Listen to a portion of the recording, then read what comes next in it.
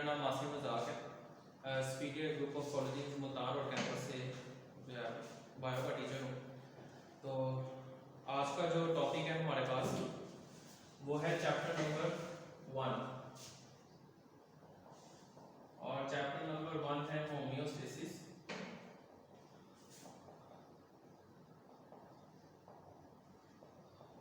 और होमियोस्टेसिस में जो हमारे पास आज का टॉपिक है वो है एस्पिरेशन इन प्लांट्स।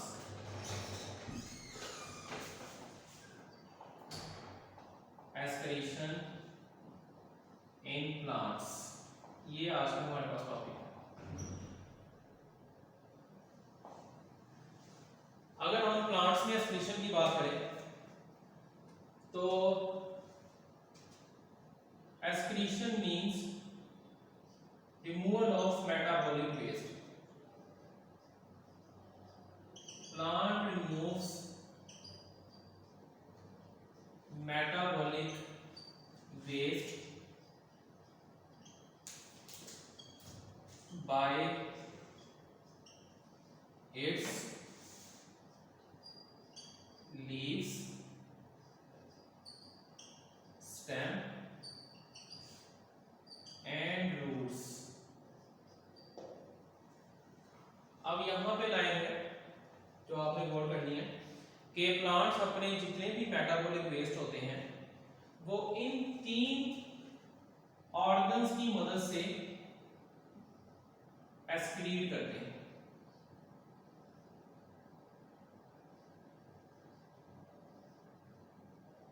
ओके, अगर हम एनिमल्स की बात करें तो एनिमल्स जो है वो डायरेक्टली बॉडी से जो है वो उसके पास एक स्पेसिफिक सिस्टम है बॉडी से एक्सक्रीशन के लिए, लेकिन प्लांट्स के पास जो है वो ये 3 ऑर्गन्स हैं, एक है लीव्स, एक है स्टेम और एक है रूट्स। वो जितने भी मेटाबॉलिक वेस्ट होते हैं वो अपने इन्हीं 3 ऑर्गन्स की मदद से वेस्ट करते हैं। जैसे कि plants excrete oxygen as a byproduct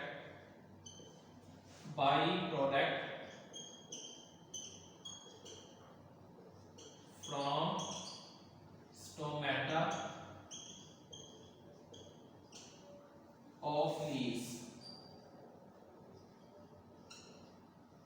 तो यहां पर बात हो रही है ऑक्सीजन की।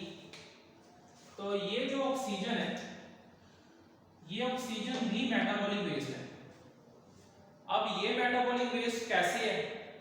आपने फोटोसिंथेसिस की केमिकल इक्वेशन पढ़ी होगी, CO2 + H2O in the presence of light, और जब ये ग्लूकोज बनाती है तो यहां पर ऑक्सीजन भी बनती है। अब ये जो ऑक्सीजन है that is a metabolic waste, by product है। प्लांट्स इसमें से कुछ पोर्शन ऑक्सीजन का इस्तेमाल करते हैं और ज्यादातर ऑक्सीजन डे टाइम में स्टोमेटा के जरिए बाहर निकाल देते हैं। ये तो हमने ऑक्सीजन की बात की। अब हम बात करते हैं नाइट्रोजनस वेस्ट की।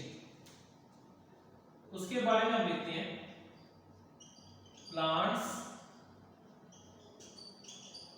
Removes it's nitrogenous waste by different methods। अब हम बात कर रहे हैं जी नाइट्रोजनस वेस्ट की। मैं यहां पर बता दूं कि जो नाइट्रोजनस वेस्ट है ये भी मेटाबॉलिक वेस्ट है जो कि बॉडी में बनते हैं। प्लांट्स की बॉडी में भी ये जो नाइट्रोजनस वेस्ट बनते हैं ये मेटाबॉलिक वेस्ट है। तो प्लांट्स इन नाइट्रोजनस वेस्ट को भी रिमूव करते हैं। कैसे रिमूव करते हैं? डिफरेंट मेथड्स हैं। वो मेथड्स मैं अब नीचे जो है वो आहिस्ता आहिस्ता डिस्क्राइब करूंगा। सबसे पहले इसका ये बात, सबसे पहला मेथड है plants stored its nitrogenous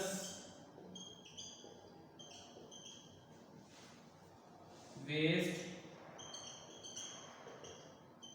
in leaves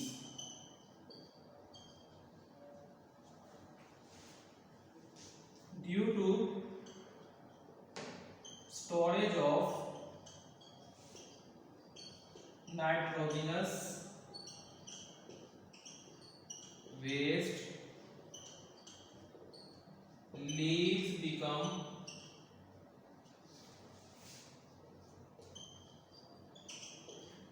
yellowish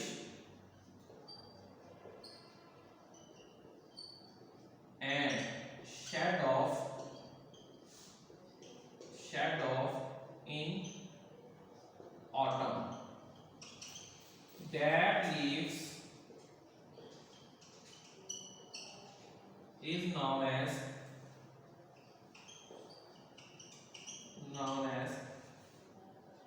ascretophore.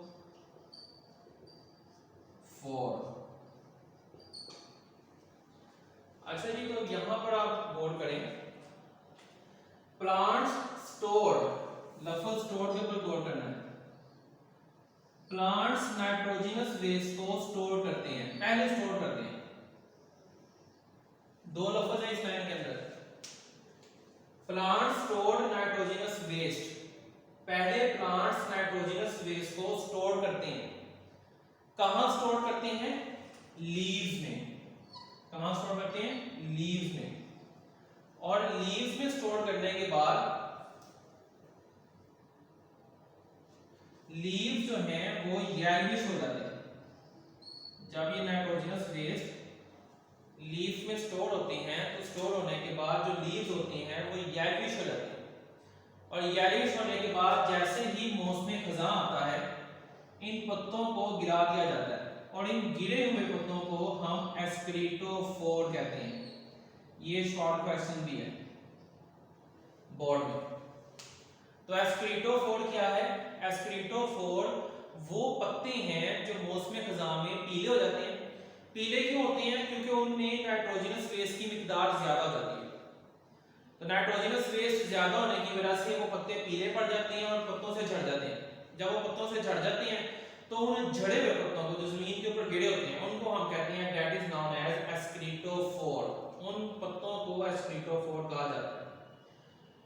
तो ये तो प्लांट्स ने लीफ के जरिए से नाइट्रोजनस वेस्ट को रिमूव कर दिया कि नाइट्रोजनस वेस्ट को लीफ के अंदर स्टोर किया और स्टोर करने के बाद पत्तों को झाड़ दिया। उसके बाद plants stored its nitrogenous waste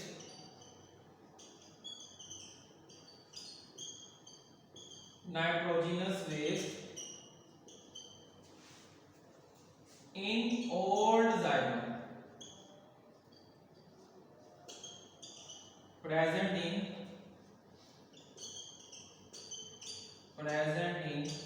stem। अब यहां पे इस लाइन में दो की पॉइंट्स हैं।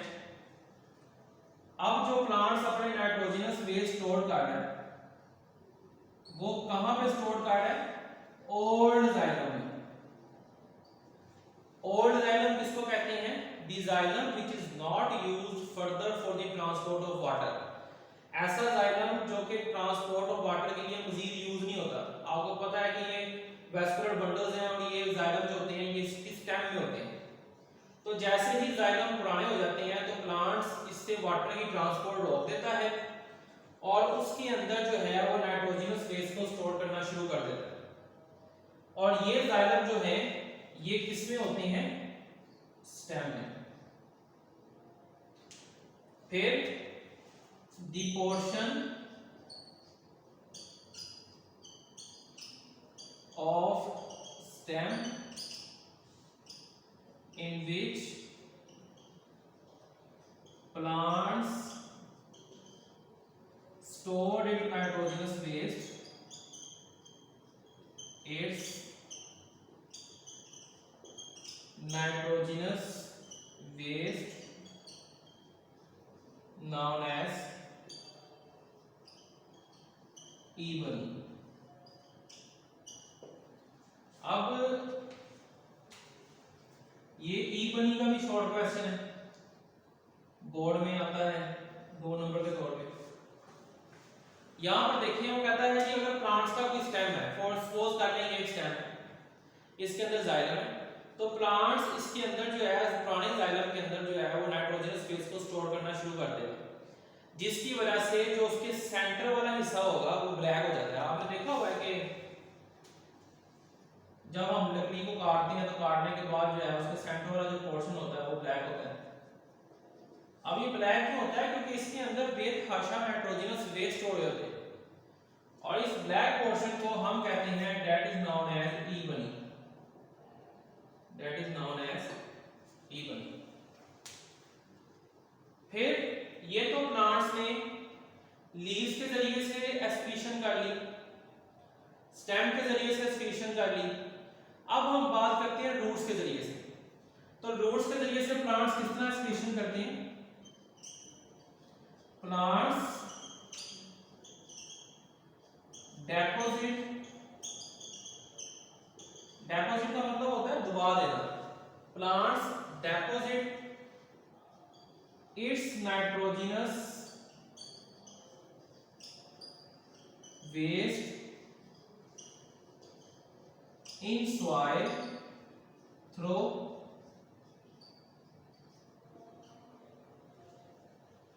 young roots। जो young roots होती हैं, जो भी young होती हैं, बड़ी होती हैं, उनके जरिए से ये अपने नाइट्रोजनस वेस्ट सॉइल के अंदर दबा देता है। सपोज कर लें यहाँ एक रफ डायग्राम बनाता, एक ट्री है और ट्री के नीचे जो है वो उसकी रूट्स हैं। तो जो प्लांट्स होगा वो अपने nitrogenous waste,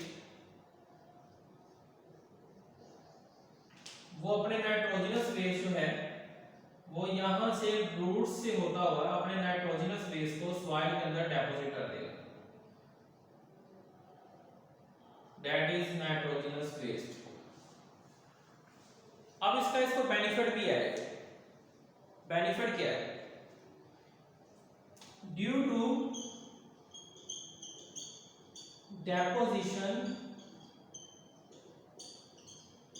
of nitrogenous waste in soil, parasitic stop the growth of parasitic herbs and shrubs grow near the plants। अच्छा, तो इसका ये फायदा है कि जब प्लांट्स अपने नाइट्रोजनस वेस्ट को सॉइल के अंदर डिपॉजिट करता है, तो सॉइल के अंदर डिपॉजिट करने के बाद इसके इर्द गिर्द जो जड़ी बूटियां उगी होती हैं, जो पैरासिटिक होती हैं, जो इसके न्यूट्रिएंट्स को यूज करती हैं, ये हर्ब्स हैं, पैरासिटिक हर्ब्स, ये इसके न्यूट्रिएंट्स को यूज करती हैं, प्लांट्स को ग्रो नहीं होने देती। तो ये अपने नाइट्रोजनस वेस्ट सॉइल के अंदर स्टोर कर देता है। जब नाइट्रोजनस वेस्ट सॉइल के अंदर स्टोर होते हैं तो ये जो इर्द गिर्द पैरासिटिक हर्ब्स और श्रब्स उगी होती हैं ये मर जाती हैं, डेड हो जाती हैं। तो किसने डेड किया? प्लांट के इस दरख्त के नाइट्रोजनस वेस्ट ने। इस नाइट्रोजनस वेस्ट की वजह से जितनी भी हर्ब्स और श्रब्स थी ये डेड हो गए। तो यूं कह रहे हैं कि इसने एक वीपन का इस्तेमाल किया, हथियार का इस्तेमाल किया, अपने नाइट्रोजनस वेस्ट को हथियार के तौर पर इस्तेमाल किया। तो इस प्रोसेस को हम कह देंगे, that process is known as chemical weapon। ठीक है, ये भी शॉर्ट क्वेश्चन है, बोर्ड में आता है।